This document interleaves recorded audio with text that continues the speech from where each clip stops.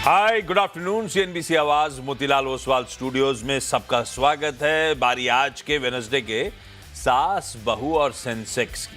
आप लोग की भेजी हुई क्वेरीज में से कुछ क्वेरीज सॉल्व करने का वक्त। मदद करने के लिए एंजल वन से ओशो कृष्ण आपको रेडी स्क्रीन पे नजर आएंगे। ओशो हाय, गुड आफ्टरनून, थैंक यू जुड़ने के लिए। आता हूं आपके पास। पहले सीएनबीसी आवाज की जो एसबीएस यानी कि स्टॉक सास, बहू और सेंसेक्स की टीम है, उस तक रीच आउट करने के तरीके जो है, ये व्हाट्सएप नंबर फ्लिप करिएगा, ईमेल आईडी फ्लिप करिएगा, तो हमारा हैशटैग, अगर आप ट्विटर और यानी कि एक्स पे एक्टिव हो तो ये हैशटैग का इस्तेमाल करिए। एक बार ऑन द शो दिखा दीजिएगा जो क्वेरीज, आपको मुझे आइडिया रहे कि कौन कौन से स्टॉक्स पे अगले आधे घंटे में हम बातचीत कर रहे हैं। इनमें से ज़्यादातर स्टॉक्स कवर करने की कोशिश हो रही होगी, वो आपकी स्क्रीन पर रहेगी। हाँ, इसमें एक चीज़ और जोड़ दीजिएगा, इमामी भी कवर हो रहा होगा, क्योंकि आज अब से कुछ ही देर बाद इमामी के सीईओ स्पेसिफिक वर्टिकल्स और सीएफओ भंसाली साहब जुड़ने वाले हैं। तो क्वार्टरली नतीजों पे भंसाली साहब से चर्चा भी इस शो में होनी है। थोड़ा जल्दी जल्दी चलूंगा मैं, उनके लिए भी स्पेस क्रिएट करनी पड़ेगी।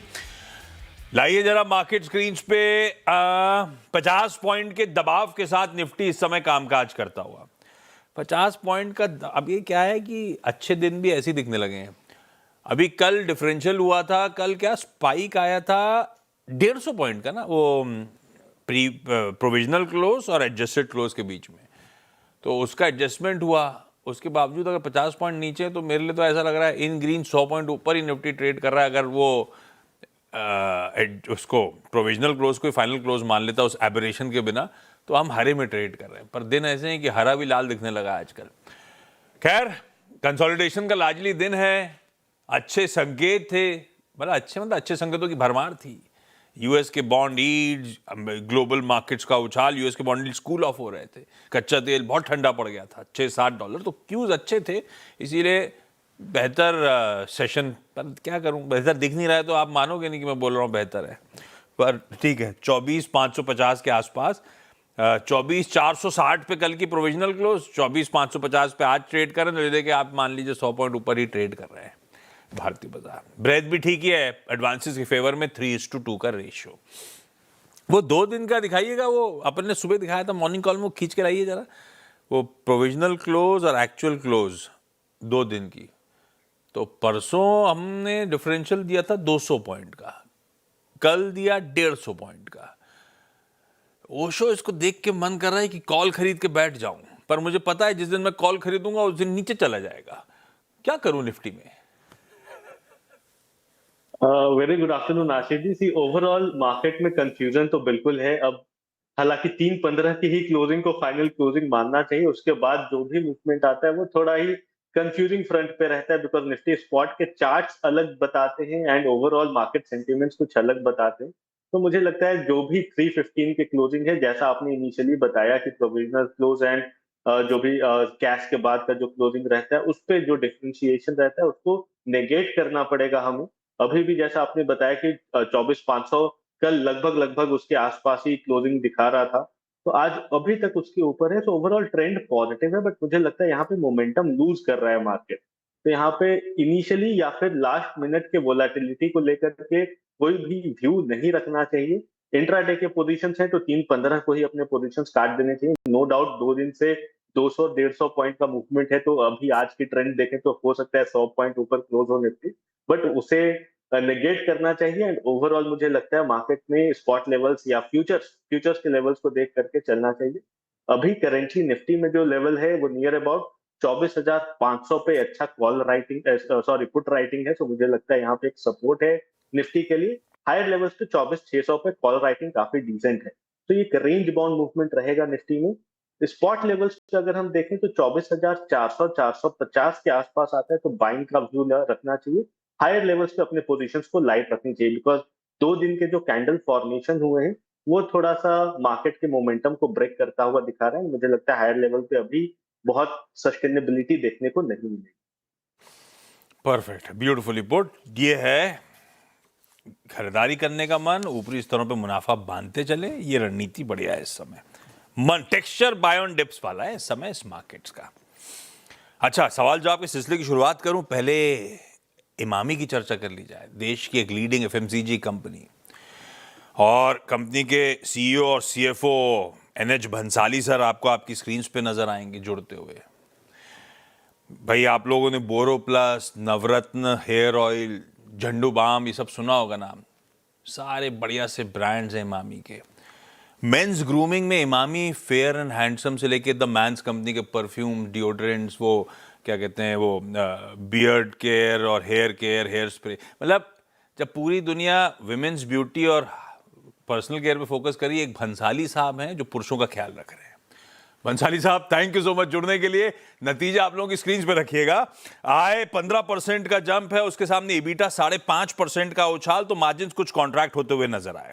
अच्छा, नंबर्स में देख रहा था भंसाली सर, बढ़िया टॉप लाइन की ग्रोथ 15% की, उसमें डोमेस्टिक बिजनेस में 20% का उछाल, like for like volume growth strong है 8% के आसपास।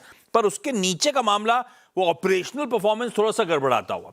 एक में आपने खैर अपनी रिलीज में मेंशन भी कर रखा है कि वेस्ट एशिया के डिस्ट्रप्शंस थे जिसके चलते ऑपरेशनल परफॉर्मेंस थोड़ा सा हिट होता हुआ नजर आया।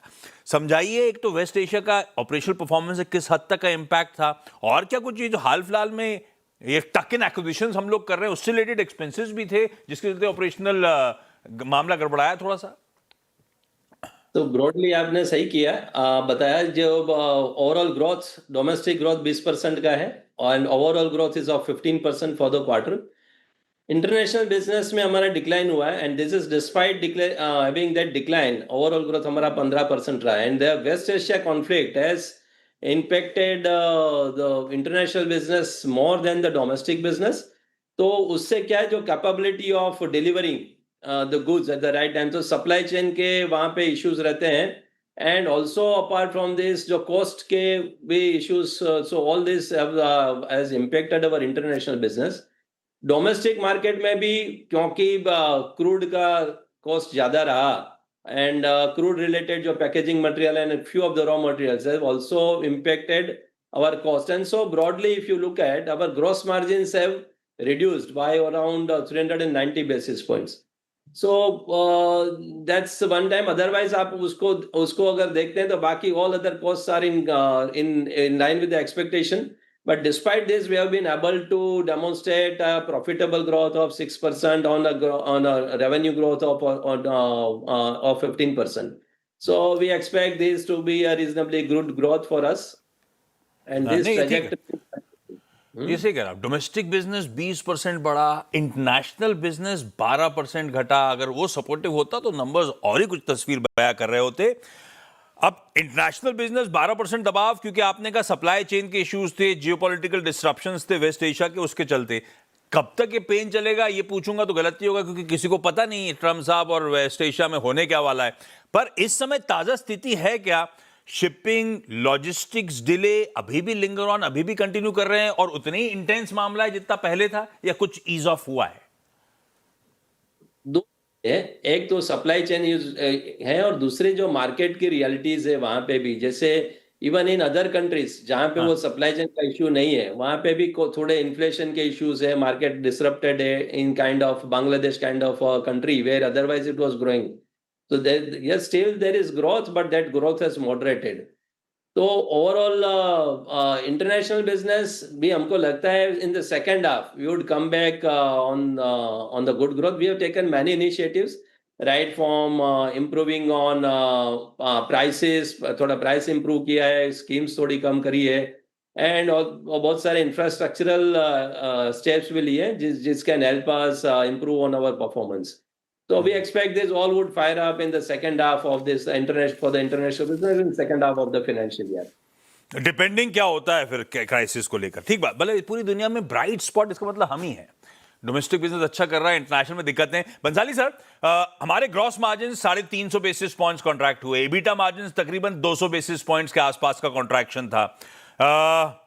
इनपुट कॉस्ट इन्फ्लेशन अभी भी सरदर्द कर रहा होगा, पैकेजिंग मटेरियल स्पाइक्स अभी भी नजर आ रहे होंगे। ये Q2 में रॉ मटेरियल कूल ऑफ के कोई साइंस दिखने शुरू हुए?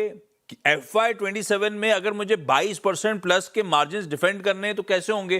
क्या प्राइस हाइक करने की जरूरत पड़ेगी, फर्दर प्राइस हाइक की जरूरत पड़ेगी, ऐसा कुछ होगा क्या?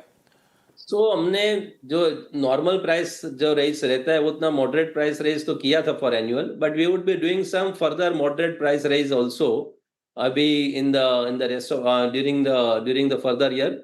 So, but despite this, we would not be aggressive on price raise. In fact, it would be moderate only. So there could still by the end of the year on gross margin, there could still be some contraction there. But despite this, it would be a profitable growth. Bansali sir, हम लोग aggressive हैं आजकल टक इन acquisitions को लेकर। हमने इमामी ने controlling stake करा, एक्सियोम आयुर्वेदा का कंप्लीट, इंकनट में स्टेक खरीदा। अब ये सब मेरे ख्याल से स्ट्रैटेजिक ब्रांड्स आपके कुल डोमेस्टिक बिजनेस का 18% के आसपास कंट्रीब्यूट कर रहे हैं। कब तक ये जो रीसेंट एक्विजिशंस हैं, इनके ब्रेक इवन, इनके प्रॉफिटेबिलिटी टाइमलाइंस आप क्या मैप करके चल रहे हो सर? और अब क्या फोकस हमारा एक्टिवली इन एक्विजिशंस को डाइजेस्ट करने पे है या अभी भी स्काउट कर रहे हो आप लोग? So equations तो हम लोग देखते ही रहते हैं. It be it from the core brands kind of Dermicool which we acquired, Cash King which we acquired in the past, and also for that matter, Zandu was also an equation. Or yes, strategic investments which we do and over a period when we grow them and nurture them and then acquire, that would also continue. So the hunger is still there and we would keep on looking for the opportunities there. On your second question, as you rightly asked about the profitability of the strategic investments, ये overall जो हमारा strategic investments का जो overall portfolio है वो अभी break even से बहुत ज्यादा दूर नहीं ओवरऑल लेवल पे, while there could be some ups and downs in between, and we expect that it should start earning some weight in the next 2-3 years. तो थोड़ा अर्निंग साइड में भी और पॉजिटिवली अर्न करना भी शुरू कर देगा. So we are on the path, and this is despite our growth of 61% on a like to like basis from those equations. Though ये स्ट्रेटेजिक इन्वेस्टमेंट्स का ग्रोथ तो वैसे 3.5 मल्टीपल हो गया है, बिकॉज जो आपने देखा एक्सियोम एंड इंकनट, they have come in this financial year only, and so on the like to like basis despite this we have grown by 61%. So ये जो aggression है growth का, that would continue, that acceleration would continue. Perfect, aggression continue करेगा भाई। इस note पर बंसाली साहब, मेरी और ओशो की तरफ से धन्यवाद आपका, वो बढ़िया से मैंने Thank you so much. खास तौर और नतीजों के लिए थैंक यू। सवाल जवाब के सिलसिले की शुरुआत करी जाए। आज मुंबई इंदौर जाना है, बाकी फोन लाइन वाले प्लीज मत ही लगाएं डायरेक्टर साहब, क्योंकि आज समय कम है। मुंबई से अमृता वीर जुड़ती हुई। अमृता हाय, सॉरी आप लोग के पास थोड़ा डिले के साथ आ रहा हूं। आपकी तरफ से पहला सवाल मैम। सर मेरे पास 5 स्टॉक्स हैं। पहला कौन सा सबसे इंपॉर्टेंट? एनएचपीसी सबसे ज्यादा लॉस मेरा उधर हो रहा है, और एक है बीएमडब्ल्यू वेंचर्स जो मैंने आईपीओ लिया था। पहले 99 पे एनएचपीसी। खुला था। अमृता, जी सर। एनएचपीसी कितने पे लिया हुआ है, कितनी क्वांटिटी है? जी 100 क्वांटिटी है एंड 99.16 पे लिया और ये था क्यों लिया था? ट्रेडिंग का मन था या सोचा था फंडामेंटली अच्छी कंपनी है, लंबा रखूंगी? लॉन्ग टर्म तब, हाँ जी लॉन्ग टर्म के लिए सोचा था। ओशो, एनएचपीसी क्या करना चाहिए? 20 रुपए का नुकसान हो रहा है, सबसे ज्यादा इस समय शायद पोर्टफोलियो में स्ट्रेन यहीं पे अमृता को देखने को मिल रहा है। लॉजिकली निकलना है, बने रहना है, ऐड करना है। ऐड क्या करेंगे, वीक तो है ही है स्टॉक, क्या करना चाहिए इसमें? ओवरऑल 1 साल से काउंटर काफी स्ट्रॉन्ग कंसोलिडेशन में है, कोई भी ज्यादा ट्रेंड मूवमेंट इसमें नहीं है, नीदर लोअर साइड पे नीदर हायर एंड पे। तो मुझे लगता है ये कंसोलिडेशन के लोअर एंड के पास अभी होवर कर रहा है, नियर अबाउट 74-75 काफी स्ट्रॉन्ग सपोर्ट है इस काउंटर के लिए। तो करंट लेवल्स पे एग्जिट करने की राय नहीं बनेगी। हायर लेवल्स पे अगर 86-87 के आसपास आता है काउंटर, तो वहां पे रिव्यू करें, बिकॉज वो एक स्ट्रॉन्ग रेजिस्टेंस है। इधर अगर यहाँ से ब्रेकआउट होता है तो हमें और नियरली 10 से 12 रुपए का मोमेंटम देखने को मिल सकता है। बट अगेन अगर लंबे अवधि के लिए है, नो डाउट ऑलरेडी 1 साल में आपको काफी पेशेंस चेक कर लिया ये काउंटर ने। बट मुझे लगता है करंट लेवल्स पे रिस्क रिवॉर्ड फेवरेबल है, तो इस लेवल पे एग्जिट नहीं करें। 86 के पास आता है तो रिव्यू करें, इधर एग्जिट की मौके ढूंढें या फिर एक ब्रेकआउट होने का इंतजार करना चाहिए। 86-87 तक तो होल्ड करें, उधर रिव्यू। बेसिकली वो लेवल्स अगर क्रॉस हो रहे हैं तो हमारे भाव शायद देखने को मिल जाए, नहीं क्रॉस हो पाए, ठंडा पड़ रहा है तो वहां पे एग्जिट कर जाएंगे। अमृता, क्विकली दूसरा आपने कौन सा उठाया था सवाल? बीएमडब्ल्यू वेंचर्स सर, मैंने ये आईपीओ जब लॉन्च हुआ था तब खरीदा था। ये मैंने 99 पे 151 की क्वांटिटी है, वो हिल ही नहीं रहा है वहां से, मतलब 58 पे आ गया है, 57 पे। हिला तो 99 वाला आधा हो गया। ओशो, ये ट्रैक करते हो आप बीएमडब्ल्यू वेंचर्स? टेक्निकली तो ज्यादा डेटा है नहीं काउंटर पे, बट अगेन जैसा आपने बताया ऑलरेडी हाफ हो गया है काउंटर, नियर अबाउट हाफ हो चुका है काउंटर। बट अगर हम रिसेंट ट्रेंड देखें तो लोअर एंड से एक अच्छा ट्रैक्शन आया हुआ है। ऑल द वॉल्यूम कुछ ज्यादा है नहीं इस काउंटर में, बट मुझे लगता है इन केस अगर 60-62 के ऊपर निकलता है तो थोड़ा ट्रैक्शन आ सकता है। बहुत अच्छा या बुलिश व्यू नहीं है काउंटर में। अगर एग्जिट के मौके मिले 62 के ऊपर अगर निकलता है तो 66 तक जा सकता है, तो 66 के आसपास एक बार के लिए एग्जिट के मौके ढूंढ के निकल जाना। ओके, इंदौर जा रहा हूं नेहा जी के पास। Neha ma'am, good afternoon. Neha ma'am, आपका पहला सवाल। जी, मेरे पास हिकल के 400 शेयर्स है 325 रुपए से। तो ये क्या लॉस बुक कर सकती हूँ या एवरेज कर सकते हैं इसमें? ओशो, सवाल सुना आपने। हिकाल लिमिटेड में क्या करा जाए? ऑलमोस्ट 100 रुपए का नुकसान हो रहा है मुझे। अब भी अगर हम देखें तो काउंटर में अच्छा ट्रेंड है, एक अच्छा ब्रेकआउट दिया है काउंटर ने, एंड अब बहुत दिनों के बाद लॉन्ग टर्म मूविंग एवरेज के ऊपर निकला है। सो करंट लेवल्स पे ऐड करने की राय बनेगी मैम। आप यहाँ पे पोजीशन और बना सकते हैं। हायर लेवल पे इसका जो पहला पड़ाव है वो नियर अबाउट 251-252 के आसपास है। उसे ब्रेक थ्रू करता है तो यहाँ से हमें एक अच्छा मोमेंटम प्ले होते हुए दिखाई दे सकता है 285 के मीडियम टर्म टारगेट्स के लिए। हाइकल बोलूं ज्यादा अच्छा है, हाइकल पे ये व्यू आता हुआ। नेहा मैम, अगला सवाल। ट्रेंड में मेरे 52 शेयर है 3200 के रेट से। तो क्या इसे हम लॉन्ग टर्म के लिए रख सकते हैं? आपने लिया क्यों था? लंबी अवधि का सोच के ही लिया था या ट्रेडिंग वेडिंग करी थी, फंस गया थोड़ा सा मामला? नहीं, एक्चुअली बोला था तो फिर मैंने कहा करके देखते हैं। किसने बोला? फादर इन लॉ ने। उन्होंने कहा है कि लंबी अवधि के लिए खरीद लो, ऐसा बोला? हाँ। नहीं, ठीक है, भाव के आसपास ही है अपन, ऐसा कुछ नहीं है। तो अच्छी ग्रुप कंपनी, बीच में थोड़ा सा वैल्यूएशंस के मतभेद आ गए थे इसमें। ओशो, लॉन्ग टर्म के लिए ट्रेंड इन लेवल्स पे कैसा लग रहा है आपको? कंफर्टेबल जोन पे है, ऐसा नहीं कि काफी लोअर वैल्यूएशन या हायर वैल्यूएशन पे है। फेयर वैल्यू है काउंटर में। मुझे लगता है मीडियम टर्म पर्सपेक्टिव के लिए 3400 के टारगेट्स आप देख सकते हैं। इन केस 3400 ब्रेक थ्रू करते हैं तो लॉन्गर टर्म ड्यूरेशन में भी 3900 तक के जोन इसमें देखने को मिल सकते हैं। तो करंट लेवल्स पे होल्ड करने की ही राय बनेगी। मीडियम लॉन्ग टर्म दोनों ही व्यू पॉजिटिव है काउंटर पे। चलिए भाई, इस नोट पर अमृता जी, नेहा जी, थैंक यू आप दोनों का जुड़ने के लिए। अमृता मैम, आपके कुछ सवाल रह गए, किसी और दिन वापस आपको से जुड़ेंगे और बाकी क्वेरीज सॉल्व करेंगे। ओशो बने हुए हैं ब्रेक के उस पर। ओशो का एक बढ़िया सा एसबीएस स्टॉक पिक।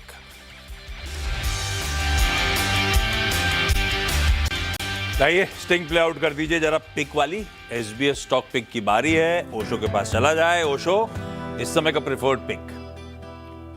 अभी अगर देखें आरबीएल बैंक काफी अच्छा लग रहा है। एक वी शेप रिकवरी आई हुई है एंड उसके बाद एक मोमेंटम प्ले देखने को मिल सकता है काउंटर में।